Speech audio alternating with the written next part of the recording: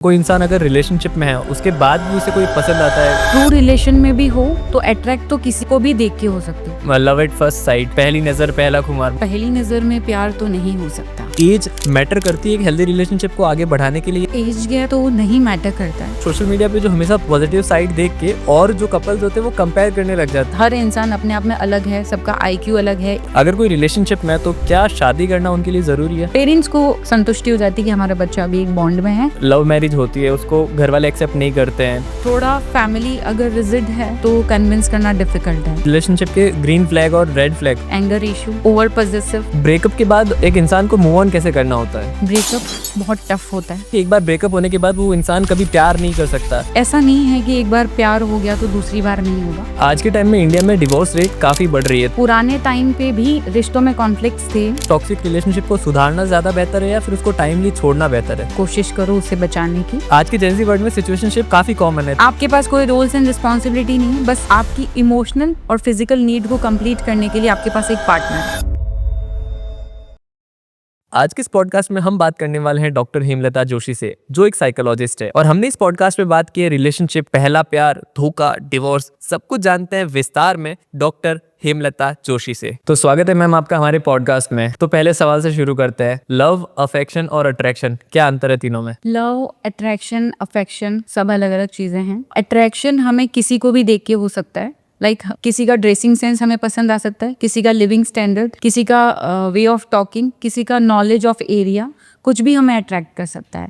Attraction means किसी को देखा और आपको वो अच्छा लगा या अच्छी लगी, दैट इज अट्रैक्शन। अट्रैक्शन को हम ट्रू लव नहीं कह सकते। एंड लव का डेफिनेशन क्या है? किसी के साथ आपने काफ़ी टाइम स्पेंड किया, उसको समझा, फिर भी उस इंसान के साथ रहने में आप खुश हैं, दैट इज ट्रू लव। अगर मैं अट्रैक्शन की बात करूँ तो कोई इंसान अगर रिलेशनशिप में है उसके बाद भी उसे कोई पसंद आता है, कहीं हम बाहर जाते हैं तो लगता है कि नहीं ये सुंदर है या उससे अट्रैक्ट हो जाते हैं, तो क्या वो रिलेशनशिप में है, वो खुश नहीं है या वहाँ कुछ प्रॉब्लम है या फिर उसको कोई नया पार्टनर ढूंढना चाहिए?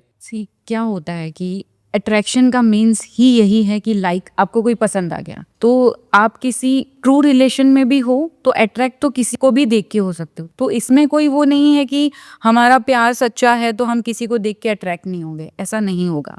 अट्रैक्ट हम किसी को भी देख के हो सकते हैं। लेकिन ये जो आपने बोला कि हम लंबे टाइम से एक रिलेशन में हैं और फिर अचानक हमें कोई पसंद क्यों आ रहा है, तो उसके पीछे रीजन तो यही है कि अट्रैक्शन एक टेम्परेरी हैप्पीनेस है। वो इंसान को चाहिए होती है, तो ठीक है।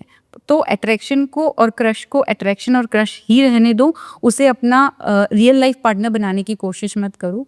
क्योंकि आप जिस रिलेशनशिप में लंबे टाइम से हो वहाँ पे थोड़ा सा स्पार्क नेचुरली कम होगा, क्योंकि अब आप एक दूसरे को जान चुके हैं, आप दोनों के बीच में कहीं ना कहीं रोल्स एंड रिस्पॉन्सिबिलिटीज भी आ चुकी हैं, तो थोड़ा सा बोर्डम नेचुरल है। जब अट्रैक्शन की बात करते हैं तो लव एट फर्स्ट साइट, पहली नज़र पहला खुमार, बॉलीवुड पिक्चर्स में भी दिखाया जाता है कि पहली नज़र में प्यार हुआ, उसके बाद रिलेशनशिप आगे बढ़ा। तो क्या पहली नज़र और पहला प्यार वाला जो कॉम्बिनेशन है आपके हिसाब से सही है या गलत? पहली नज़र में प्यार तो नहीं हो सकता। अट्रैक्शन ही हो सकता है, इन्फैचुएशन ही हो सकता है। वो प्यार इसलिए नहीं हो सकता कि प्यार आप किसी भी इंसान से तब तक नहीं कर सकते जब तक आप उसको अच्छे से जान नहीं लेते। और एक बार देखने से हम किसी को भी अच्छे से नहीं जान सकते। किसी को जानने के लिए हमें उसके साथ टाइम स्पेंड करना पड़ेगा, उसको समझना पड़ेगा, हमारे रिलेशन में कितना ट्रस्ट वैल्यू है, कितना रेस्पेक्ट है, कितना केयर है, कितना इमोशनल बॉन्डिंग है। ये सब कुछ जब होता है तब हमारा प्यार वाला रिलेशन स्टार्ट होता है। तो ये नहीं कह सकते कि attraction, love at first sight ही सच्चा प्यार है, कभी नहीं हो सकता। लेकिन हाँ, हमें कोई पहली नज़र में अच्छा लगा, थोड़ी सी वाइब्स मैच हुई, हमने उसको अप्रोच किया, फिर हम एक कमिटमेंट में आए, डेट किया एक दूसरे को, फिर साथ में थोड़ा टाइम स्पेंड किया, तो वो ट्रू लव में कन्वर्ट हो सकता है। लेकिन ऐसा नहीं है कि किसी को देखते ही हमें प्यार हो जाए। अगर अट्रैक्शन के बाद में अगर किसी को प्यार हुआ, रिलेशनशिप आगे बढ़ा और उनको कुछ टाइम के बाद लगता है कि उनके बीच का जो एज गैप है वो काफ़ी है और उसके बाद भी वो एक दूसरे से दूर नहीं होना चाहते, लेट्स सपोज 10 से 15 साल का एज गैप है, तो क्या वो हेल्दी रिलेशनशिप आगे बढ़ाना चाहिए उनको या फिर उनको वहीं स्टॉप कर देना चाहिए? मतलब मैं ये जानना चाहता हूँ कि एज मैटर करती है एक हेल्दी रिलेशनशिप को आगे बढ़ाने के लिए या फिर उसमें भी कुछ प्रॉब्लम्स आती है? एज गैप तो नहीं मैटर करता है, क्योंकि आपके रिलेशन में अगर प्यार है तो एज मैटर नहीं करती है। बहुत सारे ऐसे एग्जाम्पल्स भी आप देख सकते हैं, जैसे सचिन सर हैं, उनकी वाइफ और उनमें भी एज गैप है, मीन्स शायद उनकी वाइफ उनसे एज में बड़े हैं, तो ये मैटर नहीं करता है कि आपका एज क्या है, आपके और आपके पार्टनर के बीच में कितना एज गैप है, आपके बीच में कितना ट्रस्ट वैल्यू है, कितना रेस्पेक्ट है, कंपैटिबिलिटी कैसी है, एक दूसरे को समझ किस लेवल से रहे हैं, फ्रीडम कितनी है रिलेशनशिप में, ये सब कुछ आपके रिलेशन को बिल्ड करता है। एज से कोई फ़र्क नहीं पड़ता। ओके जब रिलेशनशिप की बात करते हैं तो स्टार्टिंग के दिनों में सब सुहावना लगता है, लाइक एक दूसरे से ढेर सारी बातें हो रही है, सारे फ्यूचर प्लानिंग की जा रही है, गिफ्ट दिए जा रहे हैं, सरप्राइज होते हैं, बट एक सर्टेन टाइम के बाद ना वो स्पार्क धीरे धीरे कम होने लग जाता है और एक दूसरे को लगता है कि नहीं यार अब तो प्यार खत्म हो गया, कुछ और ढूंढना चाहिए। तो ये जो स्पार्क है इसको बनाए कैसे रखें, और अगर ये स्पार्क कम हो रहा है तो इसका मतलब ये है कि प्यार कम हो रहा है उन दोनों के बीच में? नहीं, जैसे कोई रिलेशनशिप में आया पर्सन, तो स्टार्टिंग में हम सामने वाले को जान रहे होते हैं तो स्पार्क बना रहता है, सामने वाला भी हमें जान रहा होता है तो भी स्पार्क बना रहता है। जैसे ही हमने एक दूसरे को जान लिया, समझ लिया, थोड़ी सी वहाँ पे रिस्पॉन्सिबिलिटीज़ और बोर्डम नेचुरली आएगा और ये समझना होगा। जैसे फॉर एग्जांपल किसी की शादी हुई, 5-6 महीने तक क्या होता है कि पार्टनर अपने पार्टनर का वेट करता है डिनर के लिए, लंच के लिए, ऑफिस पहुँच के भी कॉल करते हैं कि मैं पहुँच गया हूँ। एंड वाइफ भी अगर हाउसवाइफ है तो घर पे 1-2 बार कॉल करेगी कि आप ठीक हैं, एंड अगर वर्किंग है तो भी वो भी ऑफिस पहुंच के कॉल करेगी कि हाँ मैं सेफली पहुंच गई हूँ, एंड इवनिंग टी दोनों साथ लेते हैं। लेकिन जैसे जैसे आप आगे बढ़ते जाते हैं लाइफ में, मीन्स आपका रिलेशन थोड़ा पुराना होने लग जाता है, तो आपका अंडरस्टैंडिंग लेवल हाई होने लग जाता है। वहाँ पे आपको ये समझ आ जाता है कि यार अभी ये मेरा ही पर्सन है या ये मेरी ही पर्सन है। तो अगर हम थोड़ा लेट हो जाते हैं या एक पर्सन पहले आ जाता है, पहले कोई खाना खा लेता है, पहले चाय पी लेता है, तो इससे कोई फ़र्क नहीं पड़ेगा। लेकिन सर्टेन टाइम पीरियड पे हमें कुछ हम इमोशनली लाइक सैड हैं, अच्छा नहीं फील कर रहे हैं और वहाँ बैठ के हम हमारे पार्टनर के बारे में सोच रहे हैं, तो हमें लगेगा कि यार पहले वाली बात तो नहीं है रिश्ते में। अब तो ऐसा नहीं हो रहा है कि ऑफिस जाने के बाद कॉल आ रहा है, या अब तो ऐसा नहीं हो रहा है कि मेरा खाने पे वेट हो रहा है। शक होने लगता है कहीं और तो कॉल नहीं जा रहा है। बट ऐसा नहीं है। वो एक लंबी जर्नी जब आप साथ में रन करते हो तो थोड़ा थोड़ा नेचुरली आप एक स्टेप हायर आ जाते हो रिलेशनशिप में, जहाँ पे अंडरस्टैंडिंग बहुत हाई लेवल का हो जाता है। तो उसको आप ये नहीं कह सकते कि आपका प्यार कम हो रहा है, प्यार खत्म हो रहा है, या पर्सन कहीं और तो इंडल्ज नहीं हो रहा है, ऐसा नहीं है। तो ऐसा बिल्कुल सोचना भी तो नहीं अगर है। स्पार्क बनाए रखना है तो उसके लिए कोई टिप्स अगर आप देना चाहें? श्योर, स्पार्क बनाए रखने के लिए आप लोग ट्राई करें कि रिलेशन में कम्युनिकेशन आपका प्रॉपर और हेल्दी होना चाहिए। ओके मैरिड लाइफ में नहीं है, रिलेशनशिप में, और आपका बहुत लंबे टाइम से है, तो आपको क्या करना है कि एक दूसरे से सारी चीज़ें शेयर करो, जैसे पहले करते थे, स्टार्टिंग में करते थे। सब कुछ बताओ, अच्छा बुरा। आज पूरे दिन का शेड्यूल बताओ कि मैंने आज ये किया और सारी चीज़ें। बट क्या होता है कि एक टाइम के बाद एक पार्टनर रिस्पॉन्स करना बंद कर देता है कि यार वही वही चीज़ें, वाई। बट आप सुनो, देखो क्या होता है कि मेल थोड़ा कम बात करते हैं और फीमेल थोड़ा ज़्यादा करती है। एक्सप्रेसिव कम होते हैं मेल्स। हाँ, मेल थोड़े कम एक्सप्रेसिव होते हैं। बट आप अपने पार्टनर के साथ एक्सप्रेसिव रहो, आप उससे प्यार करते हो, एक्सप्रेस करो। फीमेल मेल दोनों में ये चीज़ है। थोड़ा अगर कोई इंट्रोवर्ट है दोनों पार्टनर में से, एक एक्सट्रोवर्ट है, तो यहाँ पे भी दिक्कत आती है कि एक्सट्रोवर्ट पर्सनालिटी जो भी है वो थोड़ा खुल के बताएंगे कि यार मैं तुमसे इतना प्यार करता हूँ, एंड कुछ सरप्राइजेस भी प्लान करेगा। जो इंट्रोवर्ट है उसका ऐसा लगता है कि यार हाँ मैं प्यार करता हूँ या करती हूँ, मुझे क्यों ही बताना है इसको, सही है, पता है ना, उसको बता दिया मैंने एक बार। ऐसा नहीं है, टाइम टू टाइम आप बताओ, जिससे आपका रिलेशन हेल्दी रहता है। Okay. Time to time surprises दो, आप एक दूसरे के साथ ज़्यादा नहीं तो पूरे दिन में 20-25 मिनट बैठो, हेल्दी बात करो, जिसमें आपको किसी रिलेटिव्स, किसी फ्रेंड सर्कल की बात नहीं करनी, अपनी बात करनी है। सिर्फ अपने रिलेशनशिप की। आपके रिश्ते में अगर लड़ाई झगड़े हो रहे हैं तो उस पर हेल्दी एक टॉक होनी चाहिए कि यार क्यों हो रहे हैं, पहले तो नहीं होते थे। पूछो एक दूसरे से क्या है जो आपको मेरे में अच्छा नहीं लग रहा, मतलब पार्टनर से पूछो कि क्या है जो मुझे नहीं पसंद आ रहा है कि तुम इस तरीके से बिहेव कर रहे हो। लेकिन यहाँ पे ये भी ध्यान रखना है कि ऑफिस से आपका पार्टनर आया है, अभी आपने सोच लिया है कि मुझे तो बात करनी ही करनी है क्योंकि बस हेल्दी कम्युनिकेशन ज़रूरी है, तो इसका मतलब ये नहीं है कि पार्टनर ऑफिस में परेशान हो के आया है, बॉस ने डांट दिया है, अभी वो बिल्कुल रिसीविंग मूड में ही नहीं है, सुनना ही नहीं चाहता क्योंकि वो ऑलरेडी परेशान है। तो आप पहले देखो कि माइंडसेट क्या चल रहा है आपके पार्टनर का। ओके जोन कौन सा है, अच्छा वाला जोन है तो उस टाइम बात करो, अगर नेगेटिव जोन है तो उसको सपोर्ट करो और उसके प्रॉब्लम्स को सुनो। और रिलेशनशिप दोनों के एफर्ट से चलता है। ओके ऐसा नहीं है कि एक ही पर्सन एफर्ट करेगा तो वो लंबे टाइम तक चलेगा, नहीं, दोनों का 50-50%। इसमें ध्यान क्या रखना है कि फॉर एग्जाम्पल दोनों पार्टनर में से कोई एक पार्टनर हैप्पी है, अच्छे से है, और सामने वाले पार्टनर को पता है कि आज तो मेरे पार्टनर का मूड अच्छा है, और जब एक पार्टनर हैप्पी नहीं, हेल्दी नहीं फील कर रहा है, तो जो हैप्पी है, जो हेल्दी फील कर रहा है, वो उसको वो कंफर्ट दे। ओके। सेम थिंग ऑपोजिट हो जाएगी जब मूड चेंज है किसी का। पार्टनर्स में ये ध्यान रखना है, ठीक है। तो अब क्या करना है कि हेल्दी रिलेशनशिप में क्या ध्यान रखना है कि आपको अपने पार्टनर के साथ हमेशा एक थॉट प्रोसेस मैच करके रखना है, कम्युनिकेशन प्रॉपर रखना है, केयरिंग रहना है, लविंग रहना है, सरप्राइजेस देने हैं, साथ ही साथ रेस्पेक्ट आपको पब्लिकली भी बना के रखनी है। पब्लिक में आप अपने पार्टनर का मजाक मत बनाओ, और पर्सनली भी बना के रखनी है। ऐसा नहीं कि आप पर्सनली कैसे भी बात कर रहे हो, रूडली नहीं, ऑलवेज रेस्पेक्ट आपके रिलेशन में होनी ही चाहिए, तभी वो रिश्ता लंबे टाइम तक रन करता है। तो आजकल मैम सोशल मीडिया की दुनिया में बेसिकली अपने रिलेशनशिप को लोग शो करते हैं, वीडियोस डालते हैं, साथ में काम करते हुए घूमने जा रहे हैं, कुछ अच्छे मोमेंट शेयर करते हैं। तो सोशल मीडिया पे जो हमेशा पॉजिटिव साइड देख के और जो कपल्स होते हैं वो कंपेयर करने लग जाते हैं कि देखो ये इतना सरप्राइज़ दे रहा है, इनको घुमाने लेके जा रहा है हर बार, और अलग अलग सरप्राइजेस मिल रहे हैं, गिफ्ट मिल रहे हैं, हर चीज़ में हेल्प करता है। तो कहीं ना कहीं जो रिलेशनशिप में कंपैरिजन के आने से रिलेशनशिप ख़राब हो रहे हैं, तो उनके बारे में क्या कहना चाहेंगे आप? कंपैरिजन तो सही नहीं है, चाहे आप रिलेशनशिप की बात करो या आप किसी के घर में भी, जैसे मोस्टली पेरेंट्स कंपेयर करते हैं बच्चों को, तो कंपेयर तो नहीं ही करना है, क्योंकि हर इंसान अपने आप में अलग है, सबका IQ अलग है, EQ अलग है, हर इंसान का एनवायरनमेंट अलग है। सिंपल सा एक चीज़ है कि आप एक कपल बॉन्ड में हो और रिलेशनशिप में हो। सोशल मीडिया को देखकर अगर आप कंपेयर कर रहे हो कि यार मेरे रिलेशन में ऐसा नहीं है, उसके रिलेशन में ऐसा है, तो हर इंसान की रोल्स एंड रिस्पॉन्सिबिलिटीज़ अलग हैं, हर इंसान का घर का एनवायरनमेंट अलग है, हर इंसान के रूल्स एंड रेगुलेशन भी अलग है। सबके प्रिंसिपल्स होते हैं ज़िंदगी को जीने के, अलग अलग हो सकते हैं, एंड सोशल मीडिया पे सारी चीज़ें अच्छी ही दिखाई जाएंगी। अभी हाल ही में एक वीडियो वायरल हुई थी विराट कोहली की, जो हर बार इनिंग खेलने के बाद अपनी वाइफ अनुष्का को कॉल करते हैं और बात करते हैं उनसे। तो अब वो इंडियन वुमेन्स कंपेयर कर रही है, देखो वो तो इतना बड़ा क्रिकेटर है, क्रिकेट खेलने के बाद भी अपनी वाइफ को कॉल करता है। अब दूसरे कॉर्पोरेट वाले बोलते हैं कि यार सुबह से लेकर शाम तक बॉस की डांट सुनो, और फिर एक्सपेक्ट करते हैं कि काम होने के बाद शाम को कॉल करो वाइफ को। तो वो कहीं ना कहीं कंपेरिजन वो भी हो जाता है। तो इसमें आपका क्या पॉइंट ऑफ व्यू है? कंपैरिजन जैसा मैंने आपको बताया करना नहीं है, क्योंकि हर रिलेशनशिप ऐसा नहीं है कि एक पार्टनर बॉन्ड अलग है, दूसरा पार्टनर बॉन्ड अलग है।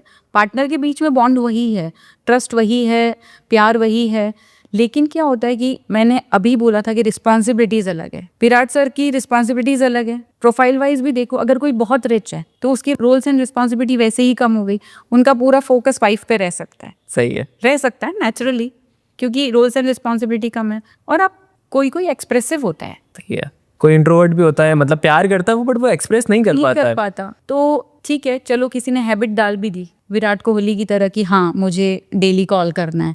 अभी कभी सडन मीटिंग हो गई सही। और वाइफ वेट कर रही है और नहीं कर पाया हस्बैंड, तो इसमें फिर लड़ाई झगड़े की प्रॉब्लम रहेगी। तो आप किसी को देख के कोई भी रूल्स अपनी लाइफ में प्रिंसिपल मत बनाओ। ओके। अपने कपल के अंदर, कपल बॉन्ड में अपने रिलेशनशिप के खुद प्रिंसिपल बनाओ जिसे आप फॉलो कर पाओ, और कभी नहीं कर पाओ तो आप ह्यूमंस हो, इस चीज़ को भी अंडरस्टैंड करो कि हम पॉइंट टू पॉइंट प्रिंसिपल पे नहीं चल सकते, क्योंकि हम कोई स्कूल लाइफ नहीं जी रहे हैं, ये हमारी लाइफ है। सही है। यहाँ उतार चढ़ाव भी आएंगे, अच्छा टाइम भी आएगा, बुरा टाइम भी आएगा। आपको अच्छे टाइम पे भी अपने पार्टनर के साथ खड़ा रहना है और आपको बुरे टाइम पे भी खड़ा रहना है।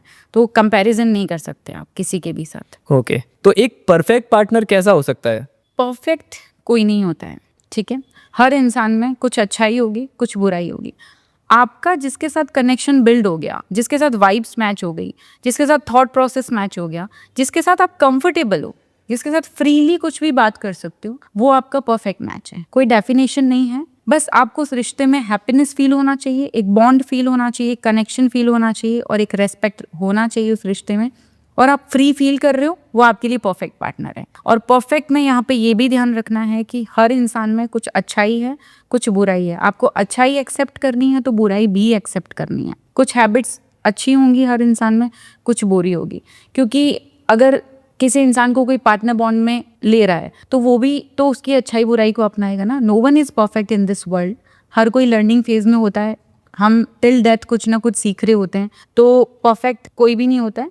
जिस इंसान को आपने एज अ पार्टनर चूज किया है, जो आपको लग रहा है कि मेरे लिए सही है, ओके, उसको आप परफेक्ट मानो, उस रिश्ते को अच्छे से रन करो। अगर कोई रिलेशनशिप में तो क्या शादी करना उनके लिए जरूरी है? नहीं, ऐसा जरूरी नहीं है। ओके। ये डिपेंड करता है पर्सन पर कि उसे इस रिश्ते को कंटिन्यू करने के लिए शादी ही करना। बट एक होता है ना, सोसाइटी का भी रोल होता है कि नहीं, उनका प्रेशर होता है। बेसिकली इंडियन सोसाइटी में देखें तो एक रिलेशनशिप को शादी से डिफाइन किया जाता है। अगर कोई इंसान रिलेशनशिप में, तो क्या शादी करना ज़रूरी है? ऐसा कोई ज़रूरी नहीं है, लेकिन क्या होता है कि कोई भी रिश्ता होता है, आपने फैमिली में बताया कि मैं उस इंसान को पसंद करता हूँ या प्यार करता हूँ या करती हूँ, तो फैमिली यही चाहती है कि आपने बता दिया, अब आप शादी करो, हमें ढूंढना नहीं पड़ेगा, कोई दिक्कत नहीं है। लव मैरिजेस नाउ डेज बहुत ओपन अप होके फैमिली एक्सेप्ट कर लेती है, तो शादी से उनको एक पेरेंट्स को संतुष्टि हो जाती है कि हमारा बच्चा अभी एक बॉन्ड में है और एक फेयर रिलेशन में। ओके। तो शादी किसी भी प्यार को एक टैग दे दिया जाता है शादी के थ्रू कि अभी रिलेशनशिप कंफर्म है, लेकिन ऐसा ज़रूरी नहीं है कि आप किसी के साथ प्यार में हैं तो आप शादी करें ही करें। अगर किसी इंसान को शादी करनी ही नहीं है तो वो उसकी चॉइस है, उस रिलेशन को वो रन कर सकता है, बट हेल्दी वे से।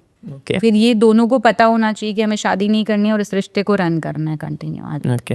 जब शादी की बात आती है, फैमिली की बात आती है, तो अक्सर देखा जाता है कि जो लव मैरिज होती है उसको घर वाले एक्सेप्ट नहीं करते हैं। कास्ट के इशू की वजह से हो सकता है, एज गैप की वजह से हो सकता है, या बहुत सारे इशू होते हैं। तो फैमिली को कैसे कन्विंस करें लव मैरिज के लिए? ये सबसे बड़ा सवाल है आज के टाइम का। थोड़ा फैमिली अगर रिजिड है तो कन्विंस करना डिफिकल्ट है। आप बता सकते हो कि शादी तो आप करवाएंगे, तो मैं अपनी चॉइस की लड़की या लड़के से करूँगी तो मेरे लिए इजी रहेगा, क्योंकि मुझे पता है कि वो कैसी हैं या वो कैसा है, एडजस्टमेंट इशू भी नहीं आएगा। तो थोड़ा बता सकते हो आप फैमिली को कि मुझे लव मैरिज से क्या फ़ायदा हो सकता है, तो आपके पेरेंट्स हैं, मान ही जाएंगे एट द एंड। और now days it's very normal, लोगों को पता है कि बच्चे हैं, साथ में पढ़ते हैं या साथ में जॉब कर रहे हैं, पसंद कर लेते हैं, तो मान भी जाते हैं। ओके। थोड़ा कोशिश करने पर। सही है। रिलेशनशिप में जब आता है तो रिलेशनशिप के ग्रीन फ्लैग और रेड फ्लैग, अब आजकल के जेंजी वर्ल्ड में इन्होंने इस टर्म को यूज़ किया है, तो आपके हिसाब से रिलेशनशिप में कौन से रेड फ्लैग होते हैं और कौन से ग्रीन फ्लैग होते हैं? रेड फ्लैग मतलब कहीं ना कहीं negative. Okay. Negative in the sense anger issue, over possessive, love है लेकिन लव थोड़ा सा घुटन वाला फील हो रहा है आपको, तो ये सब रेड फ्लैग में आता है। And green flag trust, happiness, healthy environment आपको प्रोवाइड किया जा रहा है, प्रॉपर कम्युनिकेशन। रेड फ्लैग में कम्युनिकेशन भी आप फ्री होके नहीं कर पा रहे हो, आपको सोचना पड़ रहा है कि आपके पार्टनर को आप क्या बताएं, फिल्टर कर रहे हो आप। ओके। फिल्टर करके बता रहे हो तो रेड फ्लैग है रिलेशनशिप में, तो सोच समझ के उस रिश्ते को आगे रन करना है। ग्रीन फ्लैग आप कुछ भी बोल सकते हो, लाइक जैसे अट्रैक्शन की बात हमने की थी, अगर आपको कहीं पे किसी को देख के लग रहा है कि वाह यार ये तो कितना स्मार्ट है, और आप अपने पार्टनर को फ्रीली बता सकते हो, तो आप ग्रीन फ्लैग कह सकते हो उसको। ओके।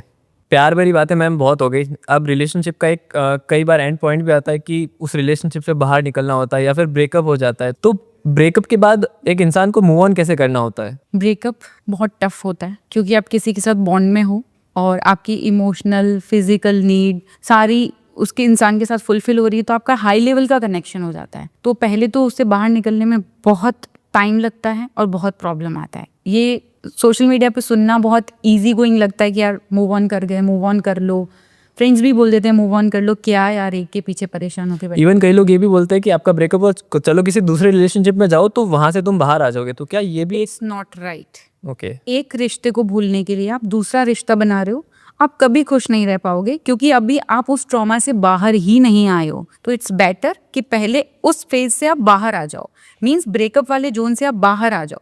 बाहर कैसे आना है उसके लिए आपको मैं यही बोलूंगी कि यहाँ पे प्रोफेशनल हेल्प लेनी चाहिए। सिर्फ दोस्तों से डिस्कस करने से आप उस ट्रॉमा से बाहर नहीं आ सकते, क्योंकि मैंने आपको बताया कि आप पार्टनर बॉन्ड में हो तो आपका बहुत हाई लेवल का कनेक्शन होता है, उससे बाहर आने में टाइम लगता है। तो करना क्या है, अगर खुद से कुछ करना चाहते हो तो खुद को थोड़ा स्पेस दो, इस चीज़ को एक्सेप्ट करो कि अब वो इंसान मेरी लाइफ का पार्ट नहीं है, इसको एक्सेप्ट करो।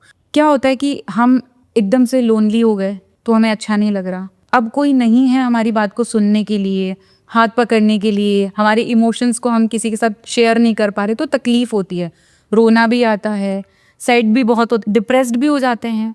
तो आप उस चीज़ से बाहर आने के लिए प्रोफेशनल हेल्प लो, उसके साथ साथ थोड़ा सेल्फ लव उस पर काम करना स्टार्ट। जैसे ही आपने सेल्फ लव को लाइफ में डाला, आप ऑटोमेटिकली धीरे धीरे हील होना स्टार्ट हो जाओगे। कई बार ऐसा भी होता है कि ब्रेकअप के बाद जो उसको सेकंड प्यार होता है, तो उस बोलता है कि एक बार ब्रेकअप होने के बाद वो इंसान कभी प्यार नहीं कर सकता, या फिर वो जो पहले पार्टनर के साथ फीलिंग थी वो सेकंड पार्टनर के साथ कभी नहीं आती, तो क्या इसमें सच्चाई है या फिर मिथ है?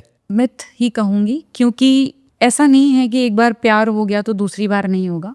अगर आपका रिलेशन बहुत अच्छा रहा है, बहुत लंबे टाइम तक रहा है, फिर आपका ब्रेकअप हो गया है, तो दैट मीन्स वो अच्छा नहीं था तभी ब्रेकअप हुआ है, ठीक है। अब आप उस ट्रॉमा से बाहर आ गए, हो सकता है कोई उससे better person, better thought process का पर्सन, बेटर अंडरस्टैंडिंग वाला पर्सन आपकी लाइफ में आया। तो सबसे पहले तो आप जब दूसरी बार रिलेशनशिप में हैं तो कंपेयर नहीं करना है, ओके। क्योंकि हर इंसान अलग है, हर इंसान का अंडरस्टैंडिंग लेवल भी अलग होगा, तो कंपेयर ना करें।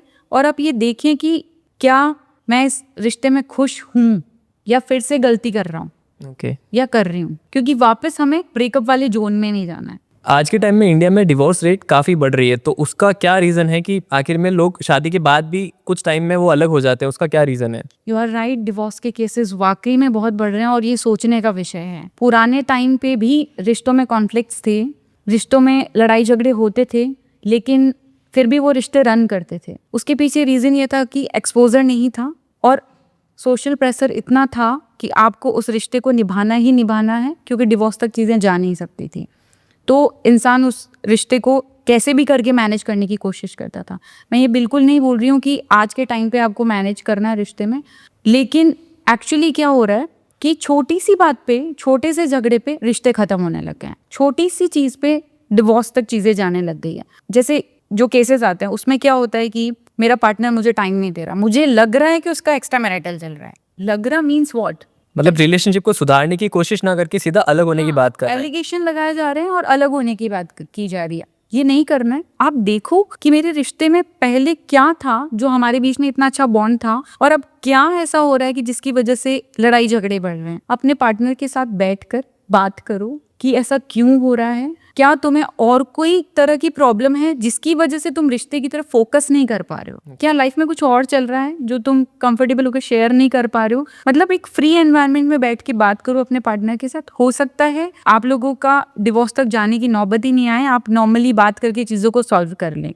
और डिवोर्स के केसेस इसलिए भी बढ़ रहे हैं क्योंकि बहुत बड़ा हाथ सोशल मीडिया का भी है, क्योंकि एक्सप्लोर कर लिया, लोगों को एक्सपीरियंस हो गया कि यार क्या है, डिवोर्स लो और आप फ्री रहो। और दूसरा, डिवोर्स के केसेस इसलिए भी बढ़ रहे हैं कि लोग थोड़े करियर ओरिएंटेड हो गए हैं। उन्हें लग रहा है कि यार शादी के बाद हम करियर पे उतना फोकस नहीं कर पा रहे हैं, डिवोर्स के बाद हम सेपरेट हो गए, हम अपनी जिंदगी अपने तरीके से जी सकते हैं, हमें कोई भी रोकने वाला नहीं है, टोकने वाला नहीं है, तो इस वजह से भी बढ़ रहे हैं। और दूसरा, जैसे किसी सर्कल में किसी का डिवोर्स हो गया और वो डिवोर्स के बाद उस ट्रॉमा से बाहर आके हैप्पी है, ठीक है, तो लगता है ठीक है डिवोर्स के बाद हैप्पी है तो क्यों ना। सबकी सेम सिचुएशन नहीं होती है, बट रियलिटी में सेम सिचुएशन नहीं होती। जिसने डिवोर्स लिया है उससे पूछो आप, जिस टाइम पे वो फेज चल रहा होता है रिलेशनशिप टूटने का, वो बहुत डिफिकल्ट होता है, क्योंकि आप किसी के साथ बॉन्ड में हो, आप इमोशनली कनेक्टेड हो, बहुत डिफिकल्ट होता है उस फेज से बाहर आना। तो ये बिल्कुल नहीं करना है कि आपने रिश्ते को टाइम नहीं दिया, आपने रिश्ते को बिल्कुल भी केयरिंग मोड में लिया ही नहीं और सीधा सोच लिया कि बस मेरा तो ऐसा डेली झगड़ा हो रहा है, मेरी बात तो सुनी ही नहीं जा रही है, मैं तो डिवोर्स ही। ऐसा नहीं करना है। ये दोनों के लिए, मेल और फीमेल के लिए सबसे इंपॉर्टेंट चीज रिश्ते में आपको ध्यान रखना है कि एक दूसरे को टाइम देना है, एक दूसरे को पब्लिकली पर्सनली रेस्पेक्ट देना है, लव बना रहे। इसके लिए थोड़ा शादी के बाद भी, आपकी शादी को बहुत साल भी हो गए तो ऐसा नहीं है कि आप शादी के बाद अब पार्टनर बॉन्ड में हो तो आप लोग डेट पे नहीं जा सकते, घूमने जाओ, थोड़ा एक दूसरे के साथ टाइम स्पेंड करो, छोटी छोटी हैप्पीनेस के साथ भी आप एंजॉय कर सकते हो। ज़रूरी नहीं कि आप बहुत ही रिच प्रोफाइल में जाके ही एंजॉय कर सकते हो। हैप्पीनेस आप चाय की थड़ी पे बैठ के चाय पीते हो अपने पार्टनर के साथ, उसमें भी है, अगर आप सोच लो तो। सही है। तो छोटी छोटी चीज़ों को एंजॉय करना स्टार्ट करो। एक चीज़ मैं ज़रूर बोलना चाहूँगी, आज के टाइम पे हम सभी के पास मोबाइल है, तो ट्राई करो कि आप अपने रिश्ते को अगर हेल्दी रखना चाहते हो तो जब भी पति पत्नी को मैं ये बोलना चाहूँगी, घर पे हो आप थोड़ा सा ट्राई करो कि बेडरूम में फ़ोन यूज़ ना करें। ओके। तो ऑटोमेटिकली कम्युनिकेशन प्रॉपर होगा, एक दूसरे को आप बात करोगे, एक दूसरे को समझोगे तो रिश्ता नहीं टूटेगा। हो क्या रहा है कि पूरे दिन इंसान ऑफिस में है, वाइफ भी वर्किंग है, हस्बैंड भी वर्किंग है, दोनों थके हुए आते हैं, डिनर कर लिया, साथ में डिनर करते हुए भी वो रील्स स्क्रॉल कर रहे हैं, मोबाइल स्क्रॉल कर रहे हैं, एंड बेडरूम में भी उनका वही है, सोने से पहले मोबाइल चल रहा है। नहीं, बेडरूम स्पेस आपका अपना है, पर्सनल है, वहां पे आप अपने पार्टनर के साथ हो, पार्टनर को ही पूरा अटेंशन देना है। ये आपको ध्यान रखना है। तो ऑटोमेटिकली डिवोर्स रेट आप कम कर सकते हो, बस थोड़ी चीज़ों का ध्यान रखना है। अगर इसका सारांश समझे तो एक दूसरे को टाइम दे, एक दूसरे की कम्युनिकेशन प्रॉपर रहे, और कुछ भी चीज़ें हो तो बैठ के बात कर लें, वो ज़्यादा सॉल्यूशन रहेगा उस चीज़ का। तो मैम, आपकी शादी को 17 साल कंप्लीट हुए हैं, तो होता है ना सक्सेसफुल शादी के कुछ मंत्राज होते हैं, तो क्या मंत्राज है जो आप हमारी ऑडियंस को शेयर करना चाहेंगे अगर हैप्पी मैरिड लाइफ वो जीना चाहते हैं तो? वैसे तो सबकी जर्नी का एक्सपीरियंस अलग होता है। मेरा जो रहा है पर्सनल पॉइंट ऑफ व्यू, आपके रिश्ते में सबसे ज़रूरी होता है ट्रस्ट और रेस्पेक्ट। सबसे ज़रूरी जो मैंने मेरे रिश्ते में देखा है, आपकी रिलेशन में उस लेवल का ट्रस्ट होना चाहिए कि आपका पार्टनर आपको अगर किसी के साथ देख रहा है और उसे पता नहीं है कि आप बाहर हो किसी के साथ, तो आपको घर आने के बाद पूछे, यार मैंने तुम्हें उसके साथ देखा है, और आप फ्रीली बता सको कि मैं इस वजह से उसके साथ थी, या फिर वो मेरा अच्छा फ्रेंड है। मीन्स इतना ओपन रिलेशन होना चाहिए आपका कि आप हेल्दी वे में ओपनली सब चीज़ें बता सकें। तो सबसे फर्स्ट ट्रस्ट, सेकंड रेस्पेक्ट, क्योंकि जहाँ पे रिश्ते में रेस्पेक्ट कम हुई वहाँ पे धीरे धीरे वो रिश्ता बोर्डम में भी जाएगा, और धीरे धीरे रेस्पेक्ट खत्म होते ही लगता है कि यार क्या है ये मेरे लिए सही इंसान। टॉक्सिक होने लग जाता है रिलेशनशिप। बिल्कुल। तो मेरे रिलेशन के 2 मूल मंत्र हैं, ट्रस्ट एंड रेस्पेक्ट, और ये आज तक टचवुड बरकरार है। हम उम्मीद करते हैं ये लाइफ लॉन्ग रहे। ओके। एक टॉक्सिक रिलेशनशिप से अगर किसी को बाहर आना है तो आपके पर्सपेक्टिव से उस टॉक्सिक रिलेशनशिप को सुधारना ज़्यादा बेहतर है या फिर उसको टाइमली छोड़ना बेहतर है? टॉक्सिक रिलेशनशिप है तो वैसे तो मैं यही सजेस्ट करती हूँ कि रिलेशनशिप कोई भी हो, आप एक तो कोशिश करो उसे बचाने की, क्योंकि समटाइम्स क्या होता है कि हमें लगता है कि वो टॉक्सिक है, बट वो टॉक्सिक क्यों है उसके पीछे हम जाने की कोशिश नहीं करते हैं। तो एक बार उस चीज़ को जाने, फिर अपने वही सेम जो मैंने बोला कि अपने पार्टनर से डिस्कस करें कि ऐसा क्यों है। उसको ठीक करने के बाद मान लो आपने डिस्कस किया, कुछ चीज़ें नॉर्मलाइज भी हो गई, आप हैप्पीली भी रह रहे हैं लाइफ में, तो उसके बाद आप चेक करो कि फिर से वही रिपीट हो रहा है तो फिर टॉक्सिक है, वहाँ से बाहर निकलने में ही फ़ायदा है। क्योंकि कुछ कुछ ऐसे रिश्ते होते हैं जिसमें डिवोर्स ही फाइनल सोल्यूशन होता है। Okay. तो वहाँ पे जाना भी गलत नहीं है। If you are not happy in your life, तो ज़रूरी है कि हैप्पी मोड ऑन रखने के लिए अगर किसी पार्टनर को छोड़ना पड़ रहा है तो इट्स ओके, क्योंकि आपकी भी अपनी लाइफ है। बट एक कोशिश ज़रूर करनी चाहिए, और ये भी याद रखना है कि रिश्ते में सिर्फ हैप्पीनेस, प्यार, ये सब कुछ नहीं होता। सैडनेस भी होगी आपकी लाइफ का पार्ट, हैप्पीनेस भी होगी, खुशियाँ भी बहुत सारी होंगी, एंड उतार चढ़ाव आपकी लाइफ का पार्ट है। वैसे ही आपकी कपल रिलेशनशिप में भी उतार चढ़ाव आएंगे। कभी बहुत ओवर लव भी आ सकता है आपके रिश्ते में, ओवर केयरिंग भी हो सकता है आपका पार्टनर, कभी शायद बिल्कुल भी ध्यान ना दे। तो उस चीज़ को समझें कि ऐसा क्यों है, और सारी चीज़ों को एक्सेप्ट करना है, ये हमेशा ध्यान रखना है। आज के जेंजी वर्ल्ड में सिचुएशनशिप काफ़ी कॉमन है, तो उसके बारे में क्या कहना चाहेंगे? सिचुएशनशिप क्या है कि उसके अंदर आप अपने कंफर्ट के हिसाब से आप अपने पार्टनर बॉन्ड में हो। मीन्स शादी में नहीं हो, आपके पास कोई रोल्स एंड रिस्पॉन्सिबिलिटी नहीं है, बस आपकी इमोशनल और फिजिकल नीड को कंप्लीट करने के लिए आपके पास एक पार्टनर है। ओके। और सिचुएशन के अकॉर्डिंग आप उससे मिल रहे हो, सामने वाली पर्सन भी फ्री है, आप भी फ्री हो, और आप उससे मिल रहे हो, और आपकी फिजिकल और इमोशनल नीड कंप्लीट हो रही है। That is situationship. सिचुएशनशिप आज के टाइम पे इतना इसलिए रन कर रहा है क्योंकि शादीशुदा जिंदगी में रिस्पॉन्सिबिलिटी साथ में होती है, आपको बहुत सारी चीज़ें देखनी होती है, आपको बहुत सारे प्रिंसिपल्स को फॉलो, लोगों को ऐसा लग रहा है बहुत सारे रूल्स फॉलो करने पड़ रहे हैं, और बहुत सारी रिस्पॉन्सिबिलिटीज़ आ जाती हैं, आपको वाइफ एंड आफ्टर दैट बच्चों को संभालना है। तो इस वजह से अभी सिचुएशनशिप की तरफ लोग ज़्यादा जा रहे हैं।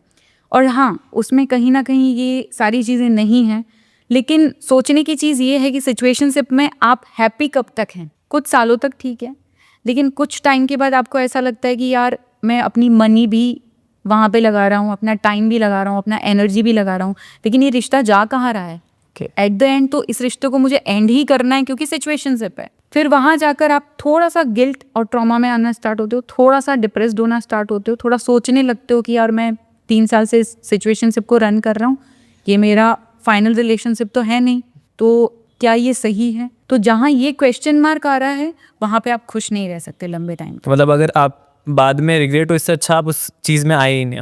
क्योंकि एक मैच्योरिटी के बाद और एक सर्टेन एज के बाद आपको ट्रू लव चाहिए, और एक फिक्स मीन्स आप जिस रिश्ते में खुश हो और वो लंबे टाइम तक वो रिश्ता चले, ऐसा पार्टनर चाहिए। ओके। कुछ टाइम तक के लिए ठीक है जहाँ तक आप रिस्पॉन्सिबिलिटीज़ नहीं लेना चाहते, लेकिन बाद में आपको एक ऐसा पार्टनर चाहिए जो लाइफ लॉन्ग टिल डेथ आपके साथ रहे ओके। और आपको समझे। तो आजकल मैम शादी से लोग बहुत डरते हैं कि यार शादी नहीं करनी, और एक एज के बाद में शादी से वो हो जाता है कि यार अब मेरे को किसी की ज़रूरत नहीं है, मैं बैचलर ही खुश हूँ।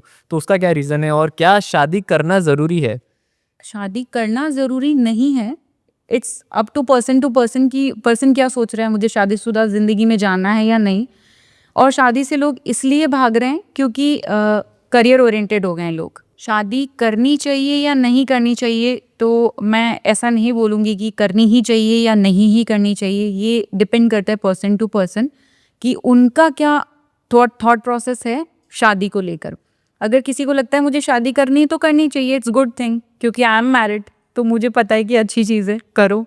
और अगर किसी का पर्सपेक्टिव है नहीं करनी है, तो वो उस पर डिपेंड करता है।